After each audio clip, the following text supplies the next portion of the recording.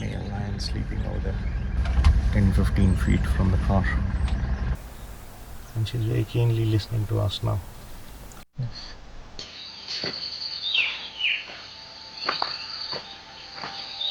Hey, good morning everyone.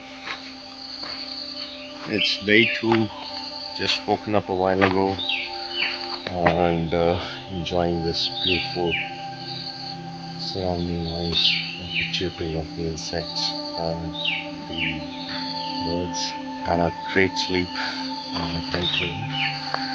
Last night did wake up at around 1:30, 2 o'clock at night from noises of some animals around and over there, and that was an experience in itself.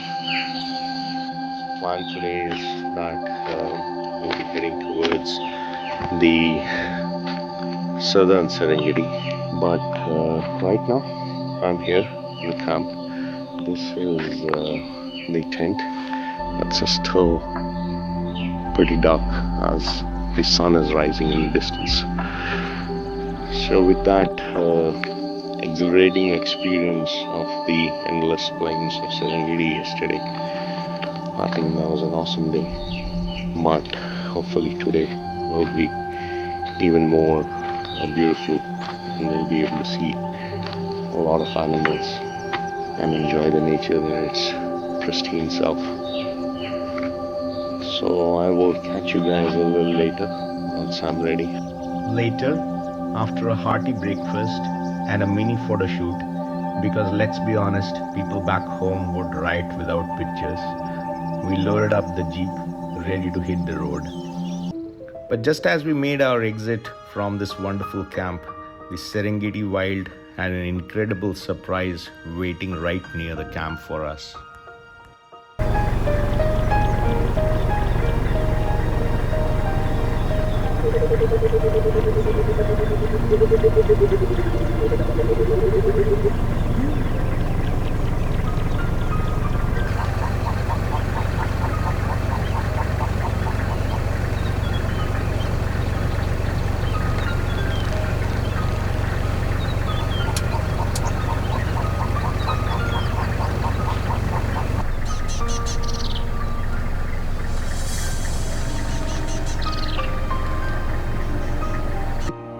It seemed like these beautiful birds had gathered for a farewell concert just for us.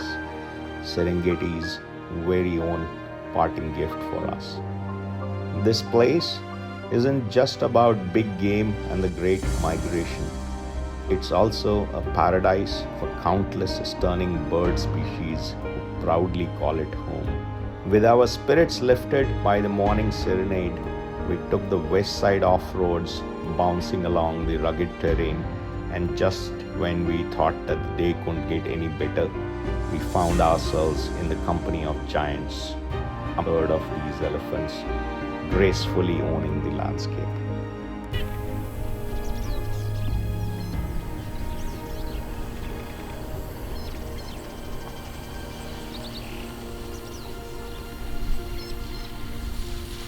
No matter how many times you see an African elephant, its sheer size and gentle demeanor never fails to leave you in an awe. It's like watching a living, breathing paradox, an absolute giant that moves with the grace of a wild old soul. About 200 meters ahead of the elephants, on the other side of the track, was a hippo pool.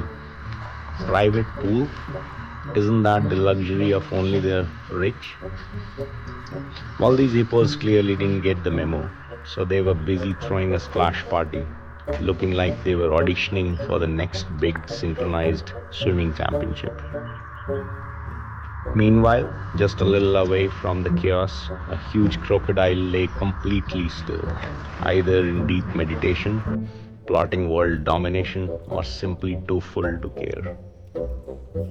Further on, we spotted this African eagle owl, a massive predator casually chilling in the shade, as if it had nothing better to do than judge our excitement from a distance. Moving on, we encountered yet another zebra crossing, literally. zebras crossing the road. No traffic lights, no rules, just pure zebra confidence. They were making their way to a grand gathering of their striped comrades who had taken over the grasslands like a well-dressed army preparing for a monochrome theme festival. There were more wildebeests up in a distance, possibly debating the age-old question, are these zebras white with black stripes or black with white stripes? Suddenly, a crackle on the radio broke the calm. Before we could process what was happening, the chief ahead of us took off a reverse speed in a frantic cloud of dust. Clearly, something exciting was unfolding. But at the side rock outcrops on which the lions are usually sitting, there's been a sighting of a lion up ahead.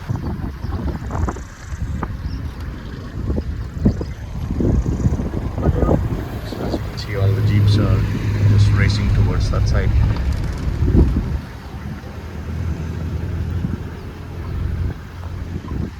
Excitement builds up.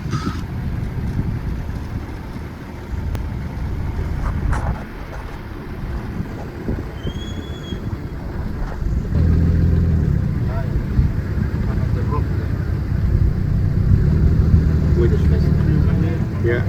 Oh, yeah. Huh? So this big tree. I'm trying. The left or right? Yeah, the left tree. Right next to that. There's that rock, and they're sitting, hiding under that rock. You see?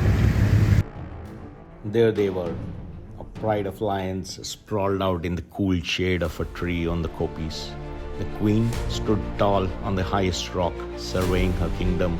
Meanwhile, the so-called king was living up to its reputation, lazily stretched out, as if ruling the Serengeti was a job best done from a comfortable nap spot. We were happy that we had our famous lions on the rock sighting, an iconic Serengeti moment. The thrill was intoxicating, and after capturing hundreds of frames, my gaze wandered to another resident of the kopis. Perched elegantly on the highest rock, like a tiny guardian of the wild, stood a solitary clip-springered deer. It watched the scene with quiet vigilance, embodying the art of survival. And rightly so. When lions are around, even if they are just lounging around, every other creature in the area is on the guard, and these animals were keeping their young close and their instincts sharper than ever. As we moved on, it turned out our lion encounters weren't over just yet. More of these majestic cats were scattered around, some sprawled out under a tree while others had claimed the high rocks, enjoying the shade like VIPs in a private lounge. It was the perfect setup for them.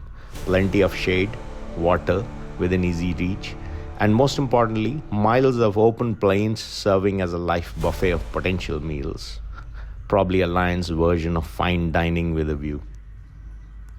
Fortune continued to favor us, and Serengeti's life continued to unfold before us in mesmerizing ways. A serval cat darted across the road, carrying its tiny kitten delicately in its jaws, perhaps seeking a safer hiding place for its young.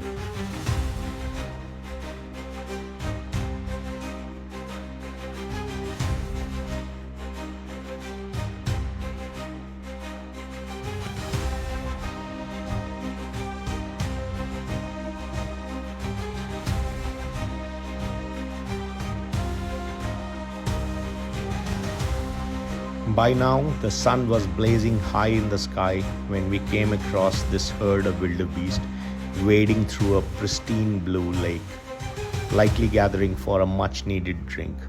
It was a stunning sight, their dark silhouettes rippling against the shimmering water.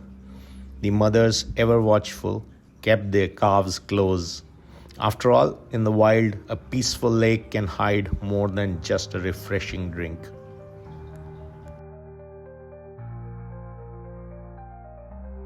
What is this? A lion 10 feet away from my car. I can literally touch him if they allow me to step out. Look at him.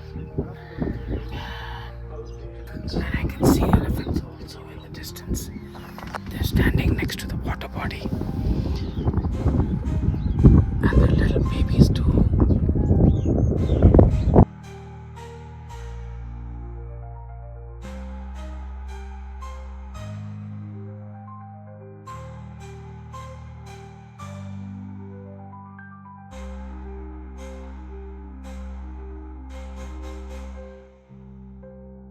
We continued our journey towards Nabi Hill Gate, arriving just in time for lunch and to make our crossing before the stipulated 3 p.m. deadline.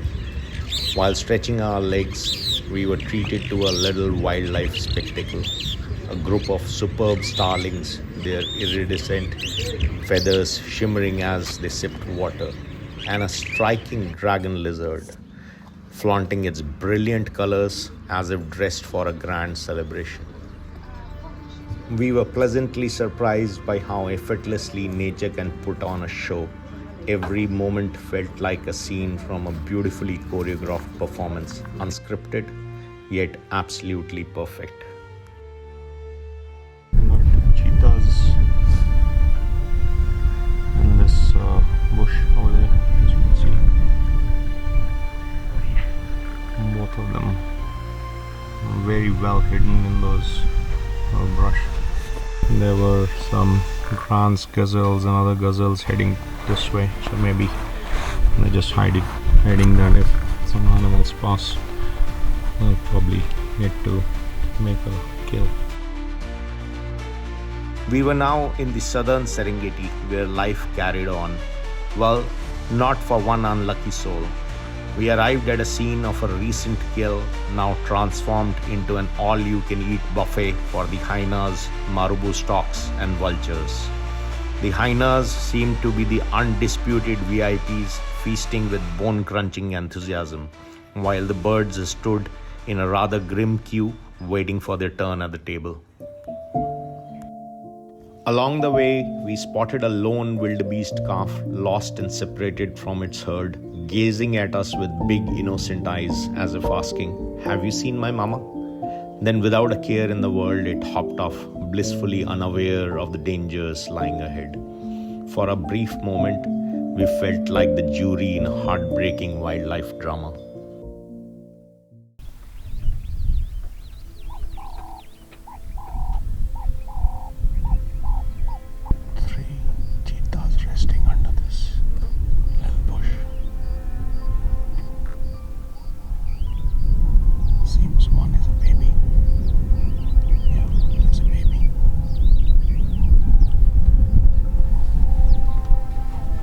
While I was engrossed in filming the giraffe's elegant strides, Gagan suddenly spotted something incredible.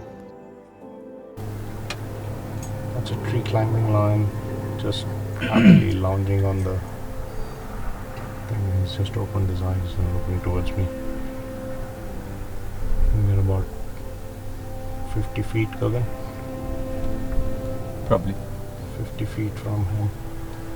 So we have hammocks and they have these trees to lunch from.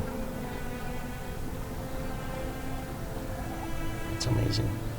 It's a beautiful sight. You can see 3 feet, 3 paws, and 1 tail.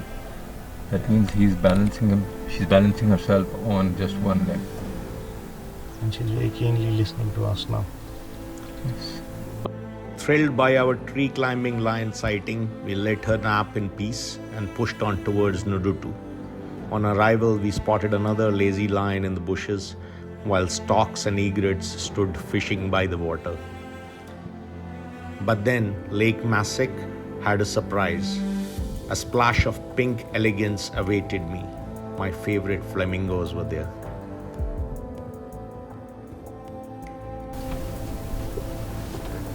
I'm watching some greater flamingos in the Lake Masik near Lake Ndutu. Beautiful guys. Sun is on the way. There's people just sunbathing and enjoying their water. With the sky now glowing in hues of orange and purple, we made our way towards the camp before darkness set in. Along the way, we stumbled upon a waterhole where a massive bull elephant stood, drinking in slow, steady gulps. Nearby, a few giraffes stretched their long necks downwards, splaying their legs in an awkward yet graceful stance to reach the water. The scene was mesmerizing, wildlife moving in perfect harmony with the fading light. As we watched in quiet admiration, the elephants began to coat itself with mud, an essential ritual to cool off and protect its skin. It was like watching a perfectly choreographed scene from a wildlife documentary, except this was real. And these are dicks, the smallest deer, and they're just about 2 to 4 kgs weight. Look, the size of a beagle probably, but beautiful eyes. There's another one coming.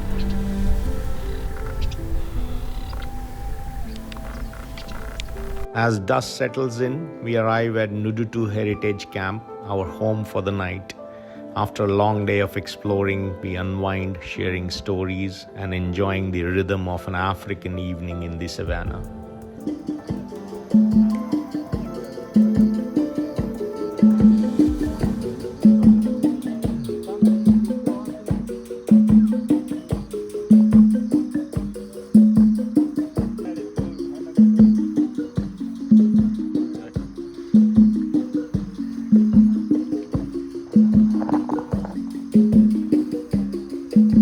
Hey, cheers. It was a wonderful day today, just relaxing near the fire with a glass of wine.